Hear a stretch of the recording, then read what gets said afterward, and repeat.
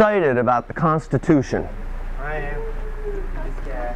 Oh, that's great, almost all of you. Now, if you're not excited about the Constitution, you're the ones that I'm speaking to the most, because most people your age are not excited about the Constitution, and the reason why is because they've never really had a good explanation about what it really is. Because the Constitution is one of the most exciting documents in the history of the world.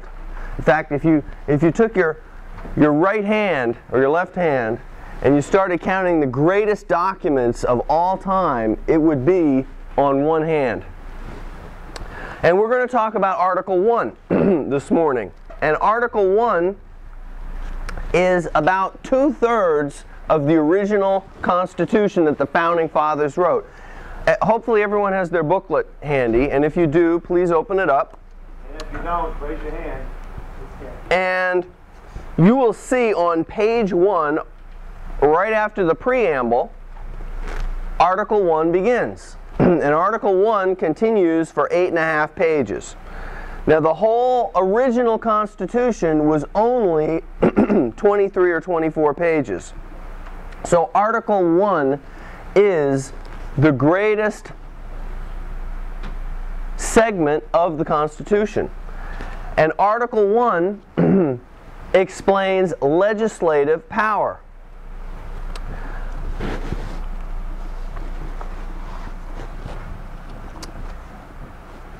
In Article 1, we will see how there is a House of Representatives, and we're going to walk through the article in just a few minutes. We're going to see how, when the Founding Fathers wrote the Constitution,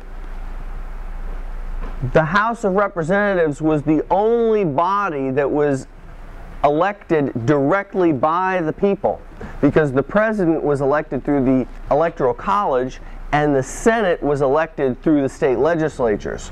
So the House of Representatives was the closest to the people as the Founding Fathers wrote it.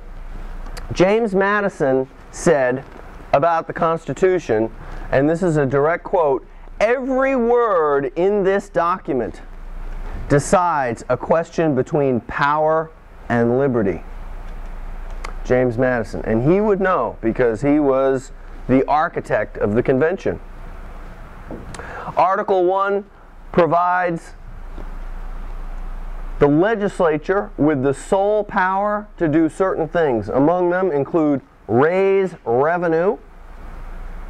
And notice that's raise revenue, it says in the Constitution, not raise money. Declare war, and impeach or indict. Our Congress today has 435 members of the House of Representatives, 435, and 100 members of the Senate. The House is elected by population.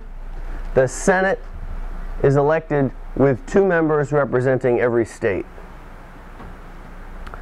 A bill becomes a law when a majority of the members of the House vote for it, as well as a majority of the members of the Senate,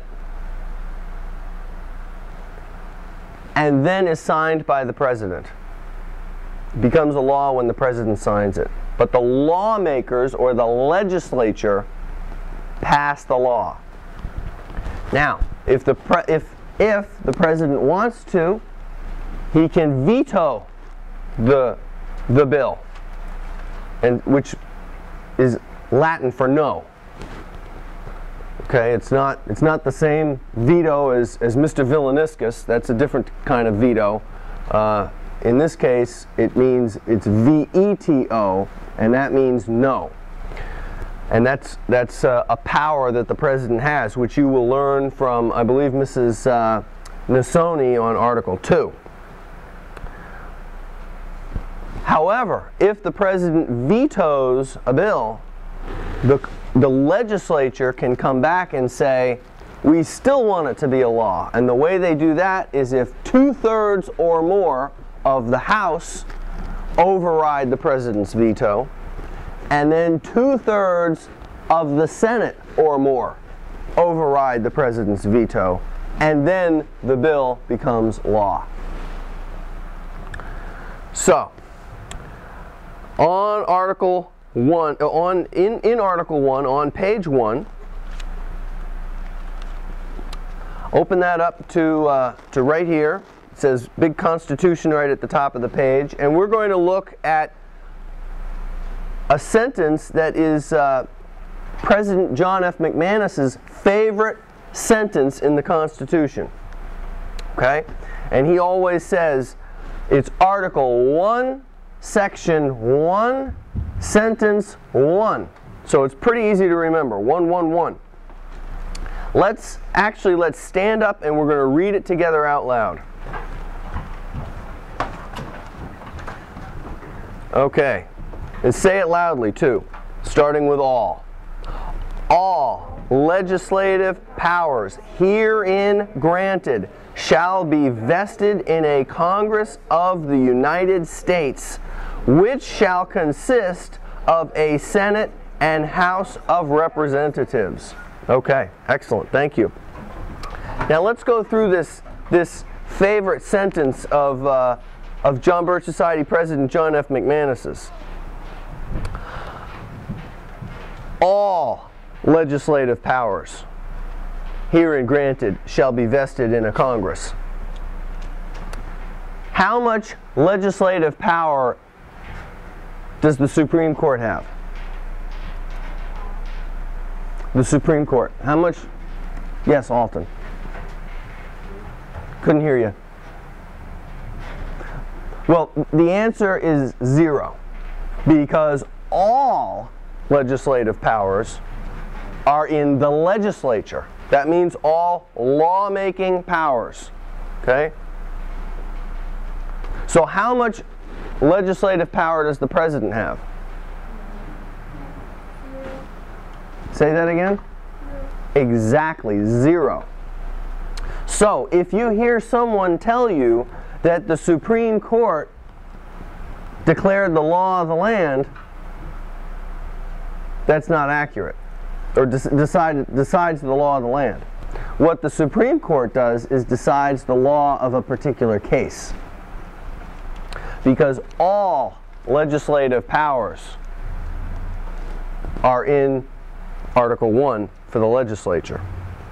Now, when the Founding Fathers wrote this, what they did was they offered the states a choice, because the states were independent entities. And the states had the decision of, okay, are we going to join this and become part of a federal government, a national government, or are we going to just be North Carolina, New Hampshire, New Jersey, whichever state, are we just going to be independent? So the Constitution itself is a contract between the proposed federal government and the states. It is an agreement. Okay? This Constitution is an agreement. Okay? Now, in the agreement, it says all legislative powers herein granted. Okay? What that means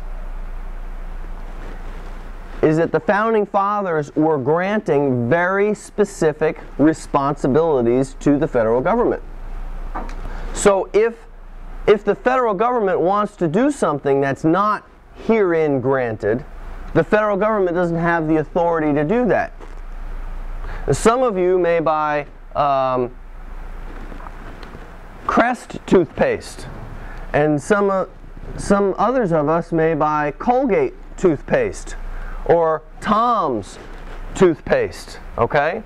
But whichever toothpaste you buy, that is up to you.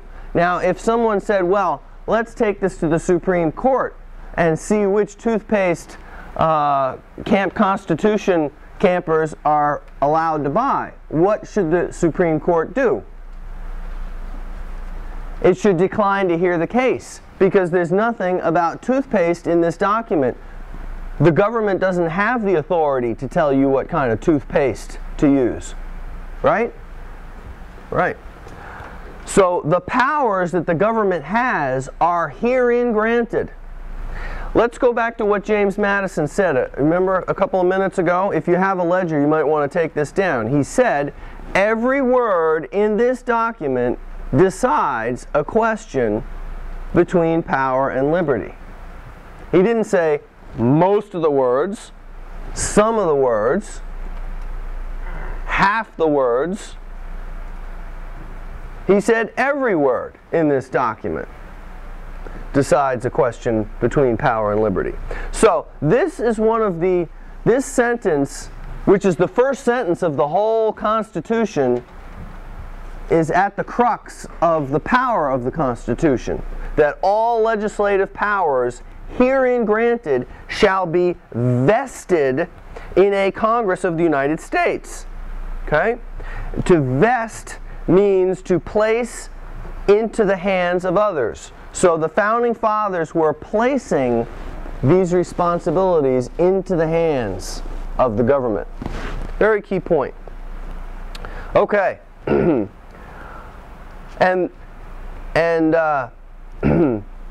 being placed into the hands of the Congress constituted two chambers, the Senate and the House of Representatives. So, let's talk about the House of Representatives. Stand up if you will, please. We're going to read the first sentence of Section 2.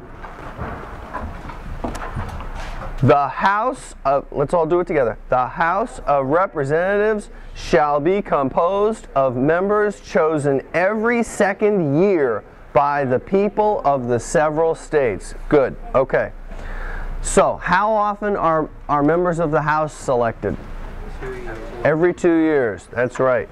Let's read together. You don't have to stand up, but let's read this together. No person, the next paragraph. No person shall be a representative who shall not have attained to the age of 25 years and been 7 years a citizen of the United States, and who shall not, when elected, be an inhabitant of that state in which he shall be chosen. How old does one need to be a representative, a member of Congress? Exactly. Okay. Now, on page 2, look at the very last sentence of Section 2. It begins with the House of Representatives. Let's read that together. The House of Representatives shall choose their Speaker and other officers, and shall have the sole power of impeachment. Okay. Who are some of the officers, who is the Speaker of the House of Representatives? Who is the Speaker right now? I bet if I said her name, you would all know it. I'll give you a hint. Oh, go ahead. That's right, Nancy Pelosi. Nancy Pelosi. When I was you guys' age, the Speaker of the House of Representatives was a fellow named Tip O'Neill. And he had a big, full head of white hair, a lot of hair, big white hair. And but the Speaker always is selected by the House. And the Speaker sets the agenda of the House. Section 3. Let's read this together.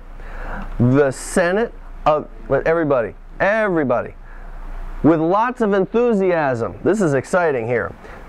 The Senate of the United States shall be composed of 2 senators from each state for 6 years, and each senator shall have 1 vote. So how long does a senator serve?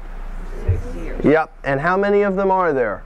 2 for each state. 2 for each state. And how many of them are there in the Senate today? 100. 100, right, because 50 states.